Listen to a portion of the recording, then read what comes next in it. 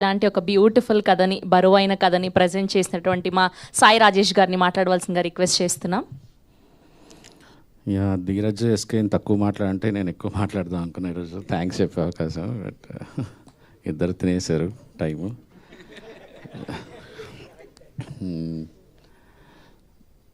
ఒక్కొక్క మంచి అంటే నేను ఇది నా 5th ఫిలిం యాజ్ ఏ రైటర్గా, ప్రొడ్యూసర్గా 4th ఫిలిం. ఒక సినిమా, మంచి సినిమా తీస్తున్నప్పుడు ఇట్లా నేచర్ హెల్ప్ చేస్తుంది. అది నేను చాలాసార్లు గమనిస్తూ వచ్చాను. అంటే ఏదో ఒక రకంగా ఆగిపోతుంది, ఏదో ఒక రకంగా ఇంక ఇది జరగదు అనుకున్నప్పుడల్లా నేచర్ ఈ సినిమా మంచిది రావాలి అని ఒకళ్ళని పక్కన పెట్టి, లేకపోతే ఒక ఇన్సిడెంట్ ఏదో జరిగి మా టెక్నీషియను, యాక్టరు, టీంలో ఒక మెయిన్ కీలకమైన మెంబరు అలా జరుగుతుంటుంది. ఈ సినిమాకి రవి ఎంత లక్కీ అంటే, ప్రతి ఒక్కళ్ళు ఎడిటర్ సంతు దగ్గర నుంచి డైరెక్షన్ డిపార్ట్మెంట్ సారథి గారు, లక్కీ, కెమెరామెన్లు, ప్రొడ్యూసర్లు, ఎవ్రీవన్, ప్రతి ఒక్కళ్ళు ఈ సినిమా మాది అనుకొని పనిచేశారు. ఆఖరికి మణిశర్మ గారి టీమ్, విక్కీ అండ్ మణిశర్మ వాళ్ళ అబ్బాయి సాగర్, తర్వాత అభి, సిద్ధు, అందరూ ఈ సినిమా అర్ధరాత్రులు, రాత్రి 3-4 గంటల వరకు బ్యాక్గ్రౌండ్ స్కోర్ మీద మణిశర్మ గారు వర్క్ చేసి, మళ్ళీ పొద్దున్న 9 గంటల నుంచి కోరస్లు, లైవ్లు, ఇట్లా మేము చేయటం, అట్లా అందరూ పరిగెత్తటం, వర్క్స్ ఎలాగైనా ఈ సినిమా ఆ డేట్కి రావాలి అని. సారథి గారు ఆయన ఏజ్కి అసలు నిద్రపోకుండా అన్నపూర్ణ స్టూడియోలోనే ఆ టేబుల్ మీద అక్కడే ఆ సోఫాలోనే కూర్చొని నిద్రలేక రవి గెలవాలి, మంచి సినిమా బయటికి రావాలి రవి దగ్గర నుంచి అని ప్రతి ఒక్కళ్ళు ఈ సినిమా హెల్ప్ చేశారు.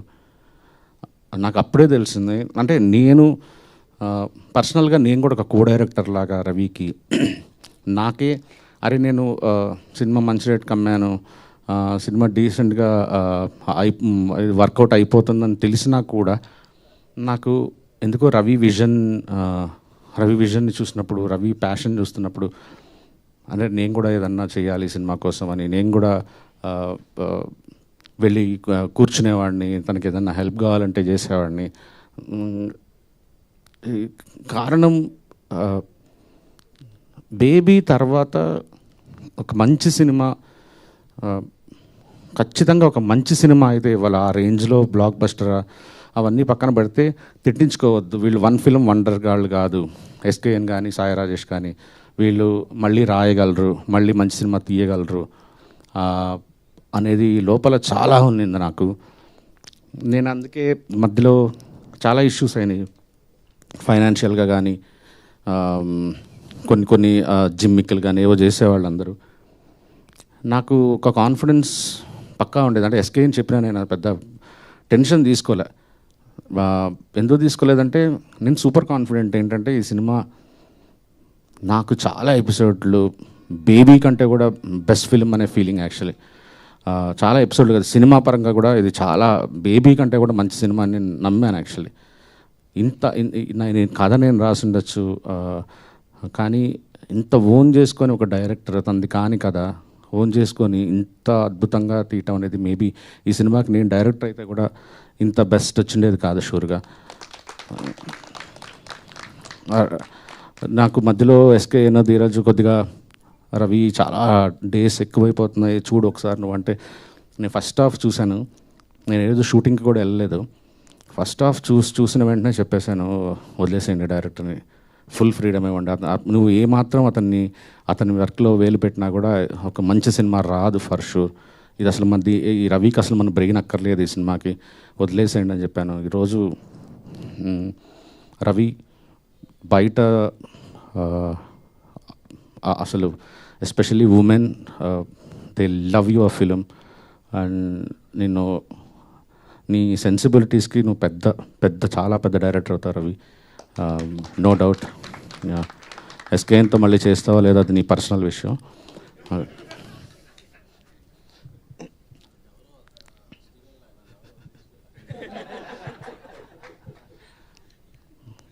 ఎంత ఎంత ఎంత కనెక్ట్ అయిపోయినా అంటే ఈ సినిమాకి నేను నా సొంత సినిమా లాగా ఫీలింగ్ ఉందన్నమాట. అంటే నేను కూడా నా సొంత సినిమా అంటే ప్రొడ్యూసర్గా కాదు, కథకి పాత్రలకి. నాకు ఇందాక ఇక్కడ కూర్చుంటే నివి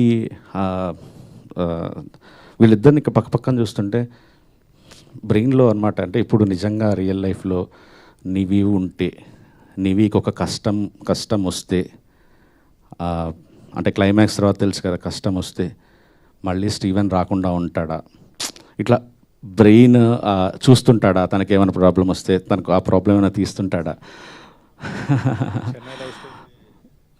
అదే సో బ్రెయిన్లో అంటే వాళ్ళు ఇద్దరు ఎంత ప్రేమించేశానంటే ఇద్దరిని.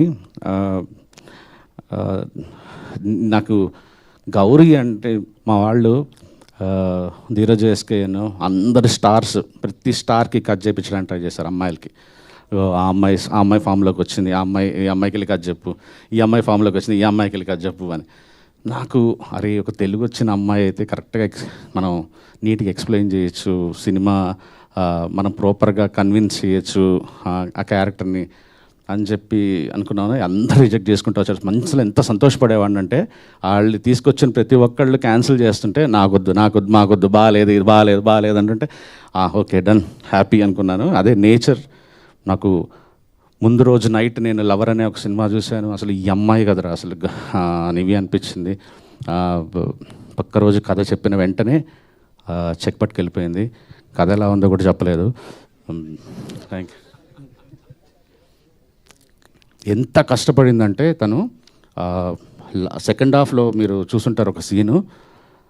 లిటరల్లీ నేను ఒకరోజు ఈ అమ్మాయి ప్రిపేర్ అవుతుందా లేదా అని క్యారవాన్లోకి వెళ్తే లైట్లన్నీ ఆఫ్ చేసుకొని ఒక సాడ్ బెండ్ లిటరల్లీ ఏడుస్తుంది కూర్చొని ఆ మూడ్లో ఉండటానికి. నాకు భయం వేసింది, ఈ పిల్ల ఏంట్రా అసలు ఇంత ఇన్వాల్వ్ అయిపోయింది అని. Thank you Gauri. ఈరోజు నాకు చాలా చాలా తృప్తిగా ఉంది, నీకు ఇంత పేరు వస్తుందని ఫస్ట్ నుంచి చెప్పేవాడిని నీకు.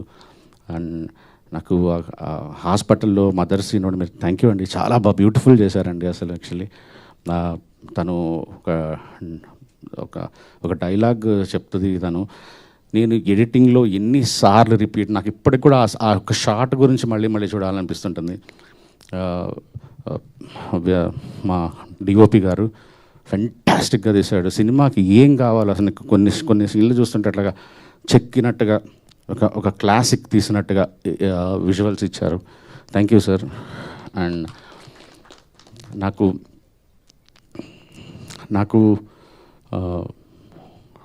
పాటలు రాసేవాళ్ళంటే వాళ్ళు ఒక చాలా పెద్ద వాళ్ళు ఎక్కడి నుంచి అలా పైనుంచి ఊడి పడతారు అనే ఒక ఫీలింగ్ ఉంటుంది అనమాట. అంటే అది మనకు సంబంధించింది కాదు, అది ఎవరు పడితే అది చేయలేరు. ఎవరో వాళ్ళు అంత చాలా వాళ్ళని ఒక లో యాంగిల్లో చూస్తాను వాళ్ళని ఇట్లాగా. నాకు అలాగా నా కెరియర్లో నేను సంపాదించుకున్న మంచి స్నేహితుడు బ్లైండ్గా అనంత్ గారికి కథ చెప్పేసి ఆయనకి ఫీడింగ్ ఇచ్చేస్తే నేను ఒక్క మొక్క కూడా దిద్దను, అడగను. ఎందుకంటే నా పనితో ఆయన పనితో పాటు నా పని కూడా, నా స్ట్రెస్ కూడా, అందరి స్ట్రెస్ కూడా తీసేసుకొని నాకు అవసరం లేదన్న ఇంతకంటే బెస్ట్ రానంతగా గొప్ప లిరిక్స్ ఇస్తాడు అనంత్ గారు. మా ఫిలింఫేర్, ఐఫా, సైమా 3 ఓ 2 ప్రేమ మేఘాలతో కొట్టిన తర్వాత మళ్ళీ నాకు ఫుల్ కార్డ్ మొత్తం అన్ని పాటలు అనంత్ గారు రాసిచ్చారు. Sir thank you so much. And last cinema మొత్తం చూసి చిరునవ్వుతో అనే పాట రాసినప్పుడు కళ్ళల్లో నీళ్లు తిరిగినాయి. ఐ థింక్ ఈరోజు రిలీజ్ అయింది ఆ సాంగ్. అందరూ చూడండి, సినిమాలో గ్రేటెస్ట్ సాంగ్ అది. ఎంత మంచి లిరిక్స్ చెప్పలేను నేను. And thank you sir, thank you. ఈసారి కూడా అన్ని అవార్డులు గెలవాలని కోరుకుంటున్నాను. దేవి నా అన్ని ఫిలిమ్స్కి తనే costume designer. Good job Devi. And మమ్మల్ని భరించిన మా విశాల గారు, అందరికంటే మొత్తం టీం అందరూ ఎస్కేని భరించాలి. పాపం నా టెంపర్ని భరించే ఫస్ట్ వ్యక్తి తను. నిఖిల్ గారు thank you so much sir, beautiful actor. మళ్ళీ తొందరలో ఇంకో మంచి సినిమా చేద్దాం అనుకుంటున్నాను. అండ్ మా త్రిగుణ్ నేను రాసుకున్నప్పుడు ఎందుకో త్రిగుణం తెలుస్తానే ఉన్నా వీళ్ళకి. చాలా ఇయర్స్ నుంచి ఫ్రెండ్స్ మేము. నేను చెప్పాను, నీ గౌరవం అయితే తీయను, నీ ఇమేజ్ తగ్గించను. డార్లింగ్, నా ఫ్రెండ్ నేను మోసం చేయను కదా, నన్ను నమ్మి చేసేసి అన్నాను. బట్ తను కూడా అన్ని కండిషన్స్ పెట్టలేదు. Thank you sir, people loving you in the theatre. And ఈ సినిమాకి నేను ఎస్కేఎన్ ప్రొడ్యూసర్లు అనుకుంటాం, కానీ Dheeraj is the real producer.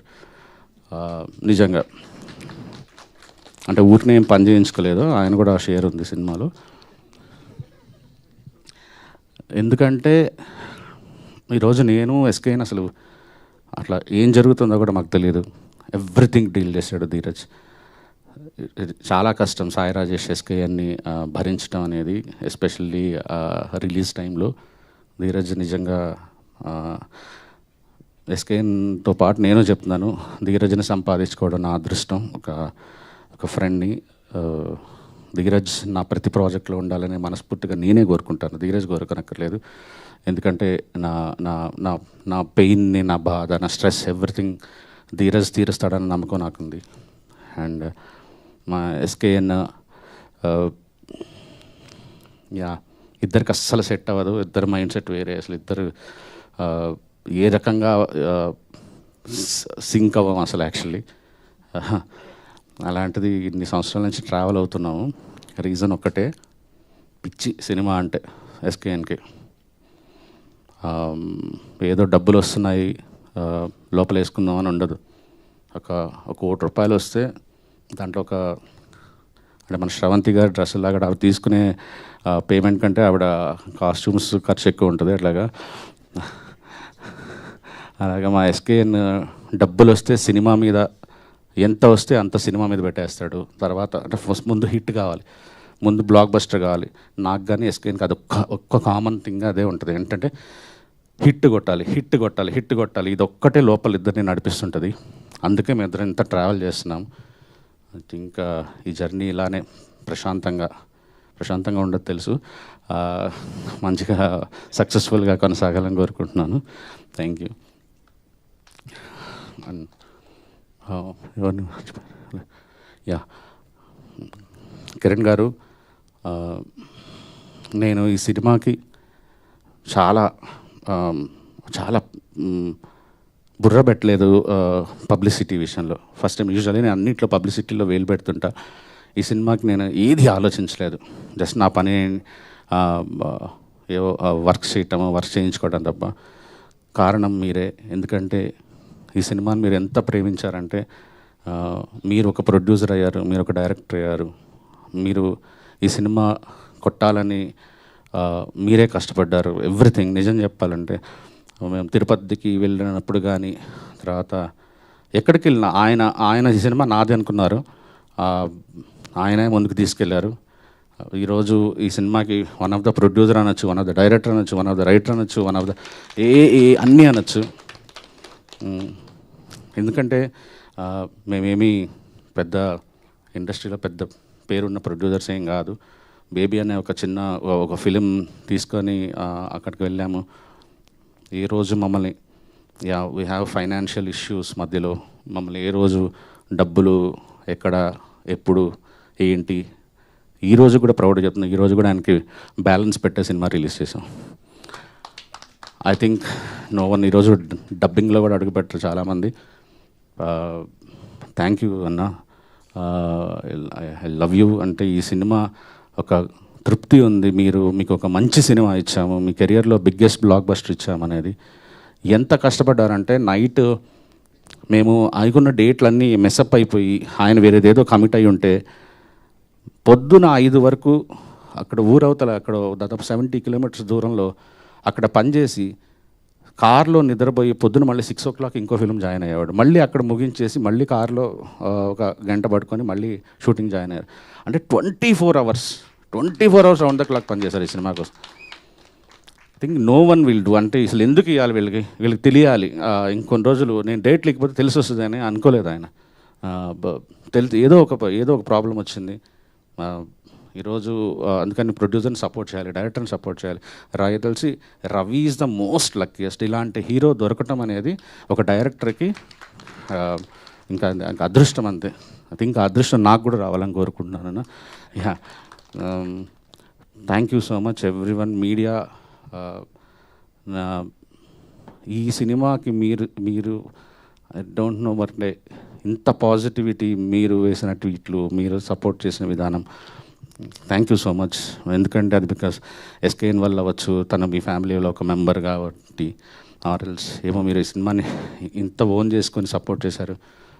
Love you everyone. Thank you so much.